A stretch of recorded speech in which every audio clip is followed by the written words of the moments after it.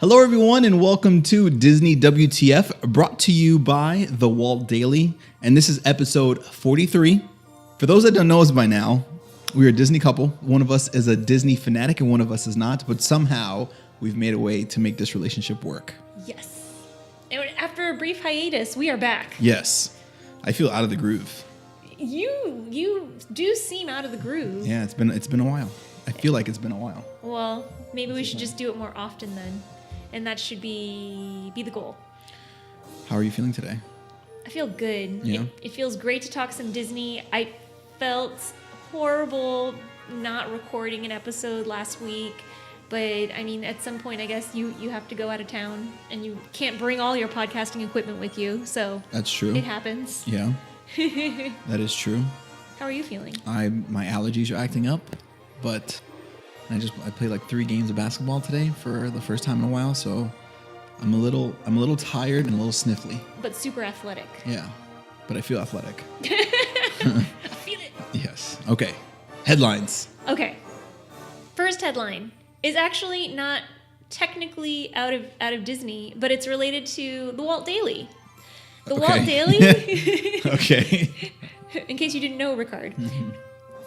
The Walt Daily is now available on iTunes. So Disney WTF, the podcast, is available on iTunes. It always has been. But the flash briefing, the daily flash briefing, is available on iTunes. And it's updated every day. So if you want a piece of Disney magic, something new every single day, we can provide that to you. Literally every day. Literally every day. It's my baby. You do a good job with it. Oh, thanks. You don't listen to it. Yeah, I don't listen to anything. Unless it's Lil Wayne. Exactly. All right, so just update for the listeners. Just check it out, and I really, really think that you'll like it if you like Disney. And you must be, because you're listening to this. So You'll definitely like it. Okay. I enjoy it when I do hear it. It's just I'm just not consuming much in the morning, but it is very well produced. and that's the thing, though. It doesn't have to be listened to just in the morning. It's available all day. I know. If you work nights, it's available at night. That's true. Okay. Anywho, okay, let's move on. My first real headline out of Disney is the Mary Poppins trailer has been released, called Mary Poppins Returns. Trailer for what? Mary Poppins Returns, the movie. Okay, there you go. That's what I Did needed you to ever know. see Mary Poppins? I briefly as a child. Briefly, like only a segment of it? Like it would play on TV in school, but I would either be sleeping or socializing. All right, well, we might have that on our to-do list at some point. So, the trailer for the newest film called Mary Poppins Returns, starring Emily Blunt and Lin-Manuel Miranda, it has been released, and what you see is a kite. Well, obviously watch it, on YouTube or whatever video outlet, but you see a kite going up into the air, and then Mary Poppins falls from the sky. Not falls, floats from the sky. Cool. Just as magical as ever.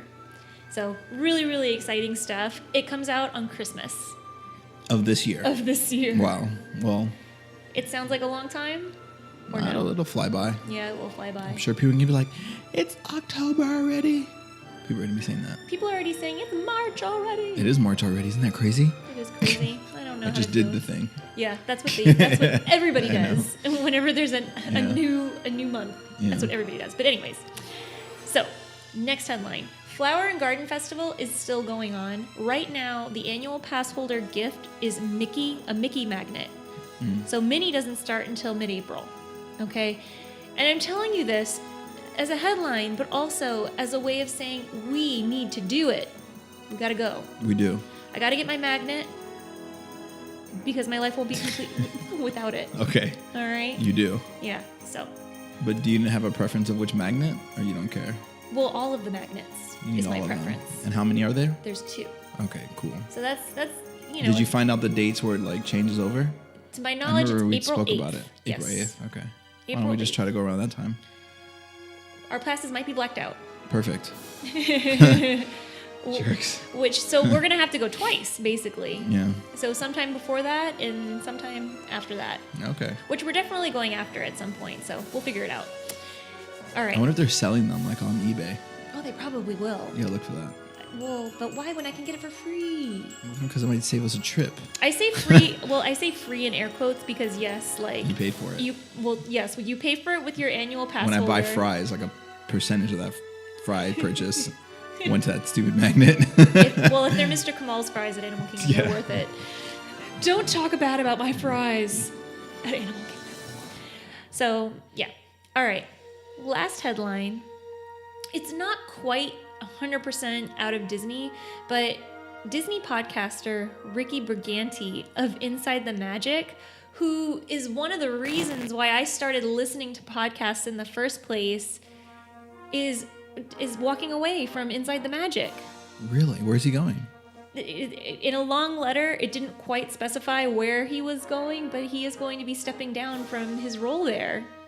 Which was like podcasting, or is he still podcasting? Or? So he hasn't been podcasting for some years now, but the website is like a hub of Disney news. Like if I post things on Facebook, a lot of it comes from Inside the Magic.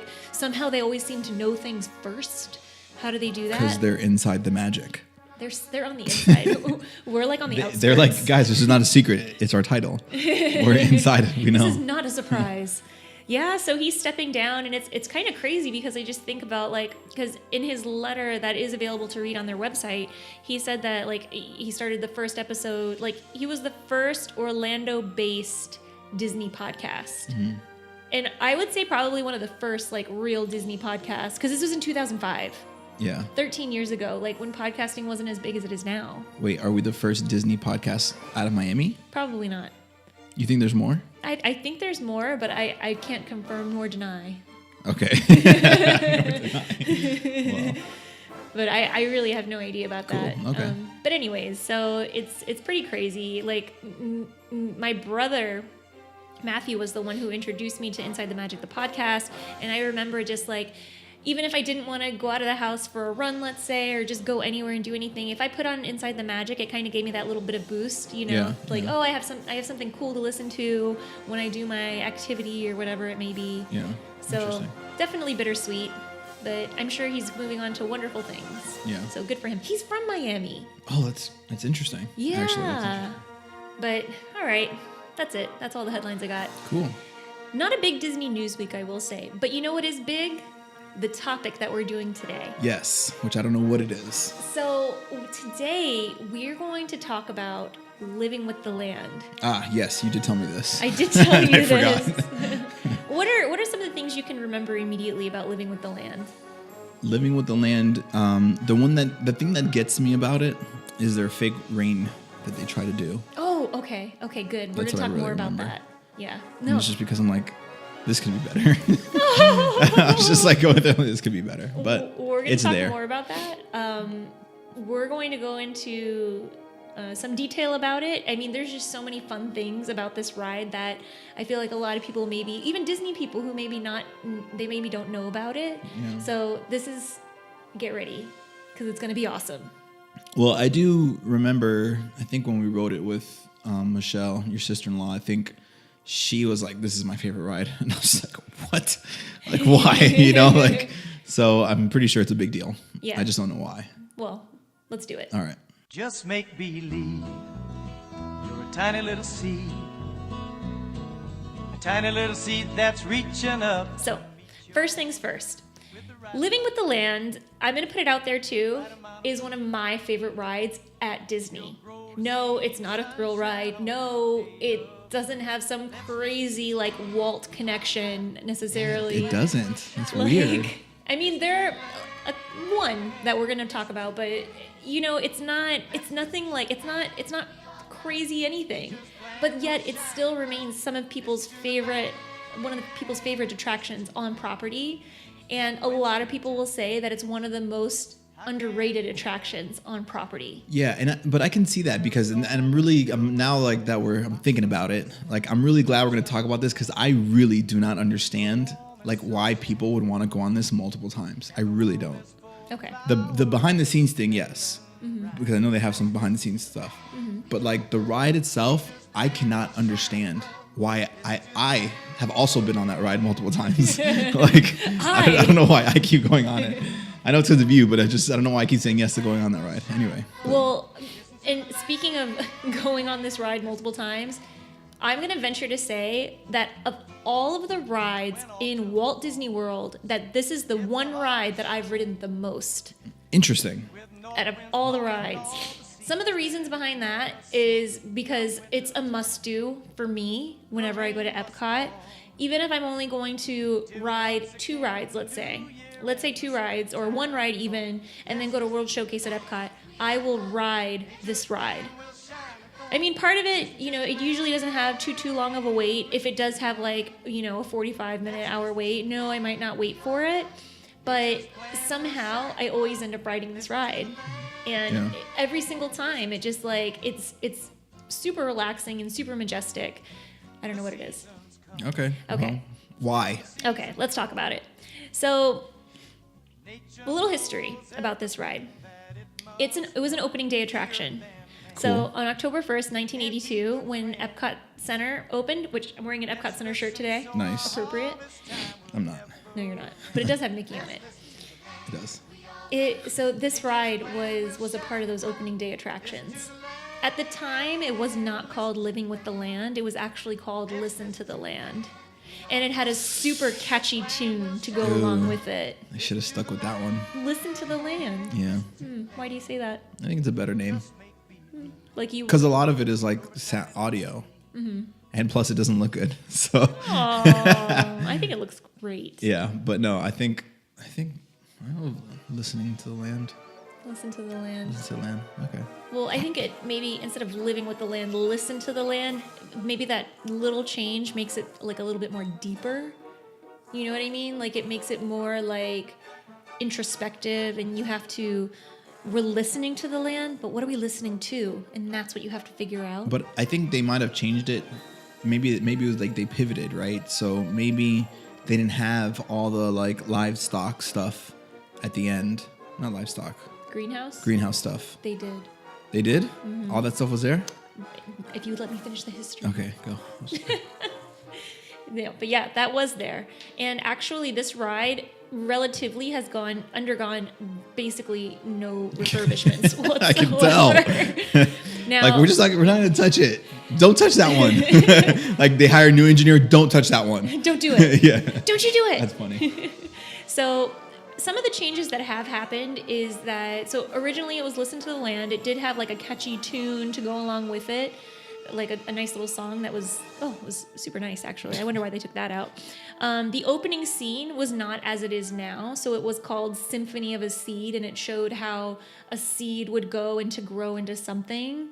And in 1993, they took that out and they changed it to what it is now, the current attraction. So basically everything has been literally the exact same since 1993. And since then, the only other really big change is that there used to be a cast member on every boat narrating through it and narrating through the greenhouse. But in 2006, there's no cast members to be found on the boat with you. It's just a narrator that's pre-recorded. Yeah. So, but that's fine. I like the narration. Can you imagine if they would replace something think about your favorite ride now that has a narrator. Imagine if they replaced it. That's how those people felt. Wait, so my favorite ride now with a narrator is Living with the Land. No. Okay, I take that back. Sorry, let me rephrase the question. Think about your favorite ride with a person there narrating the ride. Mm-hmm. And imagine that gets taken away. That's what happened to those people. Well, okay. Here's a good example of what you're talking about, because I actually thought about that when I was typing up some information for me to tell you. The Great Movie Ride was solely based on your cast member. There was no over narration until Turner Classic Movies took over, and then it was a hybrid of the cast member being there and then the narrator. And I was they should just leave the cast member. It was fine. Why'd they change it? But then of course they did away with the whole ride as a whole. But still, I guess that was upsetting. Yeah. But I don't mind there not being a cast member there. And even so, I have a recording of Living with the Land on my iPod when they still had a cast member. Oh, I'd like to hear that, actually. Yeah? I'd be interested in hearing that. Okay. You should post that for other people to hear also. Okay. How would I do that? We'll figure it out. Okay. I'm not gonna give away all my secrets. You're audio. You're such an audio genius. Exactly. I know. Like you wouldn't want to do that. Charge consulting fees for that. Yeah, right. All right. And so, much like other pavilions in Epcot, this pavilion did also have a sponsor. So, sponsors included Kraft, then they changed to Nestle. And you know who sponsors it now? Chiquita Banana. Isn't that great? That's funny. Chiquita Banana. I think it's Yeah. wonderful. So, This makes sense though, because it's like it makes it like it's relatable. yeah, it is They relatable. possibly help grow bananas there. Well, I don't know if you've been on the greenhouse, but they definitely grow bananas there. You think it's for Chiquita? Well, there's a little Chiquita sign brought to you by Chiquita, and it's Yeah. a little logo. They should. I mean, I don't know what they do with the stuff that's there. Are you gonna get into that? Yes. Okay. Well, what they should do is especially. Why did you ask? I don't know. I just wanted to know. I was just making sure. They should sell those as like special edition bananas. Like these were grown in Disney. Try it. Instead It's of like delicious. where the other factory is. I don't know. I bet you people would pay extra. Like, yeah, no, I got this one. This one was raised at Disney. Well, they already have to pay extra for any bananas on property because it's at Disney. Even Yeah, if it but came it's- from Chiquita, Well, whatever. probably. You're so stuffy. I'm sorry. My allergies are. It's that time that I need to start like 3 medications for my allergies. It's the worst. Okay. All right. Well, the last thing I want to bring up in terms of history is the fact that this is a ride, like I said, is from 1982. But think about its message, just on the surface, is about sustainability, living with the land, or listening to the land. Like now, we're in 2018. That's like a huge deal. And they thought of this 35 years ago, 36 years ago, that this was going to be necessary, and how humans interact with the environment. Yeah. It's interesting. It like grew into it, Yeah. basically. Well, that's what happens to everything, I feel like, at Disney. It's like if you wait long enough and don't touch it, it'll come back around. Okay. Like platform shoes, like they'll come back around. Yeah. So, yeah. So let's start with the ride. Let's start in the queue. The queue is not interactive. It's switchbacks, which you know is like back and forth and back and forth. The important thing to notice in the queue, though, is there are quotes on the wall from all types of different sources. So one of them is a quote from George Bush, but they also have quotes from like young people, like students. And one of the quotes that stood out to me from this wall all around the queue: "If only society and the environment could work together, we would have a masterpiece." And that was written by a 15-year-old at the time. They're older than both of us right now. Nice. But I mean, those kind of things are what you would see in the queue, just to drive home that message that it's about being one with your environment and not abusing it. So Yeah. I mean, that's the most that you're gonna get out of the queue, though. Interesting. And I did say a little bit earlier, depending on the time of the year, depending on the time of the day that you go, this ride could just be like a walk-on. You won't even have to wait in the queue at all, which is a pretty boring queue. There is a fast pass available for it, though, which I do try to get if we plan a trip ahead of time. Yeah. So now let's go to the ride.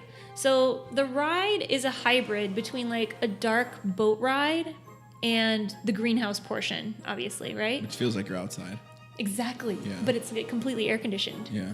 So, and the boats that you ride on this ride, they're not the typical boats. I feel like these boats are a little bit more special because they do have like a canopy on them, even though you're inside. What do you need a canopy for? It's not going to rain. That's true. That is kind of dumb, isn't it? No, it's cool.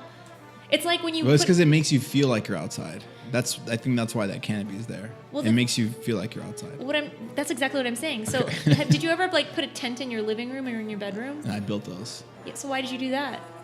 because I thought I was cool. Exactly. That's exactly the feeling that I get from there being a canopy on the boat. Yeah. Is it makes it feel like you're outside. It's like putting a tent in your bedroom. It's that kind of cool. It's that kind of like, warm feeling that you get inside. Yeah. And here's a crazy statistic that I read. Okay. The capacity per hour of this ride is 2,400 riders. Okay. That's a lot. Is there comparisons? No, I didn't read that, but I just think it sounds like a lot. Yeah. Okay. Maybe it's not. Yeah. 2,400 people. Can you imagine like a cast member like asking 2,400 people like, how many in your party? How many in your party? How many in your party? Those are the math ninjas. Yeah, exactly. They are math ninjas. They should put on their name badge and math ninjas, the people that do the line stuff. Or have like a pin that goes on their name tags. That says, I'm a math ninja. Or it's like just, a Chip or a Dale, and that means they're a math ninja. Yeah, or something. Something to indicate their specialty. Ninja. Math. At math. Yeah, Okay. exactly. So in the version that we have now, there are scenes that you go through, and it's like they're different biomes of different environmental situations where land and plants and people all go in harmony. So the first one is the deciduous forest, and that's where trees are annual, so they shed annually, and this is where we go through your favorite part, the rain. Yeah. Okay. Which is funny because like when I was thinking about this ride, I was like, this is it's actually one of my favorite effects. A little bit of light, some strings hanging from the ceiling, and some wind. I was like, whenever I pass by it on my boat ride, I'm like, wow, this is awesome. It's so simple, yet it's so effective. And then they have the noises and like a cool breeze. I can't believe you don't like that effect. I mean, I do. It's cool. It's just I do. It's cool. It's just it's outdated. Well, I mean, it's not that it's outdated per se. It's just more simple than effects nowadays. Yeah. But the problem is, like, if you were to do, like, let's say they were to replace it with like a screen or some sort of a video projection, then I just feel like it wouldn't be like as charming as it is now. But maybe they can make it more real. Like actually put water. Well, there is tons of water on this. You're in a boat. No, I meant like in the rain though. I know. Oh, I think there used to be. There might have not been. Can't think of it right now. All right. So after the deciduous forest, you go into the tropical rainforest where you have a waterfall and some mist. Oh, and I would be remiss to say, one of the pioneering things about this particular ride, which I think is part of the essence that Epcot Center was opening with, was that it's not just a ride. It's not just entertainment or education, it's edutainment. So in every single scene, you're going to learn a little something. And they're not going to hit you over the head with it like, this is supposed to be educational. It's going to be like, oh, let me drop this. Oh, did you know that this rainwater, the roots on these trees are going to extract nutrients from the mud? Mm-hmm. It's like, oh, and then maybe that's like a little something that'll resonate with you. And then when you're in the rainforest, it says, oh, the rainforest is teeming with life. And then the whole scene changes because it really puts you in that biome of a tropical rainforest because it's humid, there's mist, there's a giant waterfall, there's large, scary animatronics that are coming at you. And then after that, you go to the desert, which is crazy because another thing they do is they make the air hotter and feel less humid. And they put you into that environment. And something, of course, that they mentioned. I never realized that. Yeah. On the ride. It's super immersive. That is interesting. Mm-hmm. I'm wondering I don't think they do a good job at that, though, because I literally don't feel that. So you don't think it's just because you're not paying attention that you just are not appreciative of these things? I don't know. I feel like, because, I mean, even the first time I went on it, I don't remember that happening. Well. Which I was attentive at that one time. That one time, I guess. I think we need to ride it one more time, and then maybe you can kind of bring it full circle. You just can't tell me when it's coming. Well, I don't have to. Okay. Because you'll know. Sure. Allegedly. Know. For reals. For realsies. So, when you're in the desert, the narrator tells you that this is where nature has learned to deal with, not having a lot of rain or a lot of water. But it is still also teeming with life. Teeming. And then after that, you go to the American Prairie. And this particular scene is really special for a lot of reasons. So on the American prairie, you see on your right that there's like grasslands, and then there's on the back wall there's images of like fire and fire and lightning actually, and they say that lightning strikes and fire actually help nutrients in the soil, and that since there's buffalo in the scene, the hooves of the mighty buffalo also help to make the soil nutrient rich. So those are just kind of the educational things that you learn. But here's something crazy in terms of big Disney history picture. The buffalo and the little prairie dogs that are in this particular scene were never meant to be in Living with the Land. They were meant for a ride in Magic Kingdom called Western River Expedition that never came to be. And this is just like a side note that has nothing really to do, well, I mean, other than the prairie dog and the buffalo are in Living with the Land. But this is like a crazy story that I think you'll really appreciate. That side note, the bonus gem. Bonus gem. The Western River Expedition was going to be like a log flume ride in Frontierland, where Big Thunder Mountain is now. That's where this ride was going to be. And the reason why that ride, it was like super fleshed out, obviously, because they already had animatronics and things that were ready to go for it. The reason why it didn't come to be was because they channeled all of their money into Pirates of the Caribbean instead, because that's what the people wanted at the time, was Pirates of the Caribbean. Smart. So they reused those resources, such as the buffalo, in Living with the Land. Cool. Just drop them right in. Yeah, nice. Sprinkle. And so another reason why this scene is special, if you look up on your left, you're going to see a view of the Garden Grill restaurant, which is actually super cool if you're eating there, because the Garden Grill restaurant in the land rotates, and you actually get to look down into Living with the Land. So it's like one of those things that you can you can look up there and they can look down at you, and you get to see like characters, because it's a character dining experience as well. So that's another thing that makes this scene special. I've never seen that. The restaurant. Like I've probably pointed it out to you. Maybe you don't remember. I don't really remember seeing that restaurant. No? We need to spend more time in the Land Pavilion as a whole. I have so many fun facts for you. Do we though? Don't we though? See, the thing about the ride though is I think that if it was like the safari where you got different stuff each time, I think that'd make it better. But the whole like that it's the same, like, because it is exactly the same every time. Like, it's not like you can go on there and ever have a different experience. I beg to differ. I mean, unless you sit in a different spot and you have like a different corner view, like, I don't know. I think they should be able to bring like some really, like, I just sometimes don't understand it, and it's crazy because of how successful it is. It's crazy to me how you can have the same thing over and over again and people still do it. Whereas I feel like if I was running something, there'd literally be a rule that it would have to be fairly difficult for someone to have the same experience on a ride. Like, something would change. One small thing should change. Whereas I do know that at some point something changes, like, because they change the thingies. But I don't know. Well, the greenhouse exhibits sometimes change. Yeah, I think for Halloween, when we went, or it was something recent that we went and we saw, it was like they did something for Halloween. And for the holidays as well. Yeah. Yeah. But still.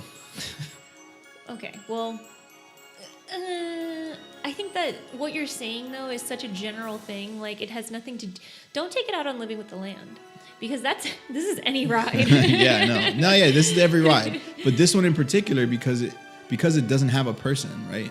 So, like, the reason I wouldn't say it's like the safari is because, one, you have all the animals that could change, but then you have the person. So the same thing with the Jungle Cruise. Mm-hmm. There's a different person, different personality. Like, some of the jokes might be recycled, but for the most part, you get different jokes sometimes. It's like, those are cooler. Okay. In my opinion. I mean, I definitely see your point, although I think that the repeatability factor from this ride comes from, like, I guess it's a lot of different things. Mostly because I'm not, like, I don't have the need personally to be like, oh, this needs to be better, like, technology wise. Like, I still watch Jurassic Park and I'm like, wow, those dinosaurs look real, like, that doesn't bother me necessarily. So maybe that's kind of why I'm still like, oh, Well, and the greenhouse as a whole is just like, I think that is which we're not quite to the greenhouse yet, but I feel like that's part of the big reason why it has such a high repeatability. Yeah. Yeah. Let me just finish about the prairie scene. Okay. You're going to see a house on your left. Do you remember the house? Kind of. You probably don't remember now that we're talking about it. Well, there's a house on your left, and on the mailbox it has B. Jones, who Mr. Jones probably lives in this house, and the house number is 82, and 82 is a nod to the fact that Epcot opened in 1982.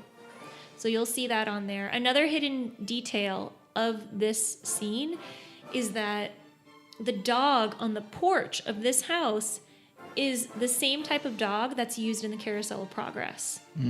Cool. Who this dog was modeled after Walt Disney's real dog that he had. So that's a connection to Walt. Yes. Cool. So that's the one connection, perhaps, that one could argue Like visual. that this has to Walt Disney. Cool. Yeah. So then after that, you go through into a farm. That's actually a barn. You boat goes into a barn, and you see like video scenes of. I mean, they're very 80s scenes for sure. I feel like maybe those could be updated, especially when they get to the part about, Epcot scientists, and they look like they have this big, like, Farrah Fawcett hair or whatever.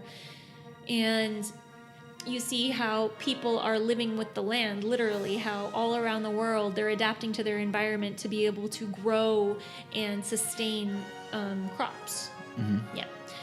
So then, after that, is the big guy of the ride, and that's the greenhouse. And the greenhouse is divided into what they call living laboratories, and in total there's 5. Okay, so one of them is tropics, where you'll have pineapple, vanilla, banana, cacao, and then you go to the aqua cell, which is where there's like fish, tilapia, sea bass, and then alligators, which interestingly enough, I think they took, I'm not sure, are the alligators still there? I'm trying to remember off the top of my head, because of the incident that happened at Grand Floridian. I think for sensitivity purposes, they might have removed them temporarily, but then they came back. And then there's also shrimp that you can see. And these shrimp are like as big as my arm. Mm-hmm. They're like the size of my arm. Okay. What are they doing there? They are growing. It's a fish farm. So fish is a crop. Okay. And so what happens to a lot of these fish, these produce, they are used by Disney restaurants. So Sunshine Seasons, which is the quick service area in the land, they use a lot of this food. Coral Reef Restaurant by Finding Nemo in the Living Seas uses some of the food or from some of the crops from this greenhouse. Okay. You look perplexed. Well, yeah, because now things took a turn because I'm dropping the hammer right now on you. What? Why? Because the information hammer. No, yeah, but the thing is that like I feel bad for animals, right? I'm not like a vegetarian or anything because I love meat and stuff. But I feel like it still sucks to know that some of these animals like have to die, like so you can eat them, right? Wow, I did not see. I thought you were amazed about how they actually use this, and it's a sustainable growing. Yeah, and you know how we've talked about how I don't eat duck because I grew up with a lot of ducks around my neighborhood, so I would feel bad. And now I know that these animals are in that thing, and I could possibly be eating one of those animals, and now I have to figure out how not to eat one of those animals at Disney. Well, just stay away from catfish, sea bass, tilapia, shrimp, and alligator, and you'll be fine, because that's what they grow there. Well, I'm scratching those off the list now for sure. Well, I'm sorry that you had like a sad moment as a part of this episode. Yeah, I would never want that. I would never want that. It's rough. Well, anyway, so why don't we leave the aqua cell, because it's obviously a place of sadness for you. So let's go into the temperate environment. And as you can see by the names of these greenhouse areas or living laboratories, it indicates the type of environment that these plants grow in. So tropics and now temperate. So in temperate temperatures, sunflowers and the famous 9-pound lemon, which is the size of your head, it's like a 9-pound lemon, grows in these types of climates. And you can get so close to these things, and it's pretty cool because Like every single time you ride this ride in the greenhouse, a lot of the crops are going to be repeated, but you're going to see new things and amazing things on top of that, which is why it's so cool to always go through this part. Next thing is the string greenhouse. And so this is where you're going to find, oftentimes you'll find hidden Mickeys in the form of like Mickey-shaped pumpkins, which they actually put a pumpkin into a mold of Mickey's head, and then it grows into the shape of Mickey Mouse. Wow, that's interesting. Awesome. Yeah. They also have a Guinness Book of World Records winning tomato tree. Not this actual tomato tree, but it was one previous to this. So tomatoes, they grow on vines. They don't grow in trees necessarily. And so, do you remember this from the ride? No. No, okay, never mind. So it produced the most tomatoes by pound in the world. Interesting. At some point. So the tomato tree was originally invented by Chinese scientists. I just thought I'd put that out there. But okay. And then and then you can also see lettuce crops that are often have hidden art that either say Epcot or maybe it's a hidden Mickey in purple and green lettuce on either side of the boat. So next time you ride it, definitely like check it out because it's so awesome. And you know what's funny? You said like in purple or green lettuce, which is funny because it's almost like a play on words, like instead of letters. Oh, that's funny. Yeah. I didn't realize I did that. Okay. Clever. So after that is going to be the creative greenhouse, which has the flying crops. So this is the one where you'll see like the crops are literally strapped to conveyor belts on the top, like on like closer to the roof, and they'll go through this spray machine of some kind that sprays the nutrients directly onto their roots. So these plants aren't planted at all, which is so interesting. And I'm sorry to say that there is another group of fish in this particular greenhouse that has the what is it? What's that word? What's a nice way to say fish poop? Manure? No, I feel like it's not quite. Anyways, so the fish droppings. Okay. The fish droppings that are from this particular aquarium, they are transmitted to the green plants that are living above. And so that helps, kind of the cycle of life. Yeah. Oh, so awesome. Brilliant. Another thing that you can see in the greenhouse area of Living with the Land is working laboratories, where literally USDA scientists are researching sustainability techniques. Interesting. At Epcot. How cool is that? It's like I work for the government, but I work in Disney. Yeah, that is pretty cool. See, I feel like all the magic is literally behind the scenes there. Behind the seeds, you might say, which is the tour. I feel like that's where it'd be really fun. Yeah, and I until they do, I'll probably skip the whole animal thing. Like, guys, is this the animal part? I'll be outside. You have nowhere to go because you can't go outside. But I mean, I really hate that we haven't done the behind the scenes tour actually, because it's not like it's a time crunch. It's not a financial thing, like, because it's not super long, nor is it super expensive in terms of Disney. It's just your poor planning skills. My face of defeat that you can see if you're watching the video. The only thing you can do is plan. Like, we never have a good solid plan when we get there. We never have fast passes. I'm like, why? You do fast passes in the morning. That's not how this works. You know what? I feel like I'm like a halfway planner. Like, I'll be like, yes, we're going on this day. Do you commit? Okay, fine. And then I relax. And that's it. It's like... That's what happened when we went And then we show up and there's like a marathon. Like, didn't you not know? Like, oh. So that's why there's so many people here running. Anyway. I know, I'm sorry. But anyways.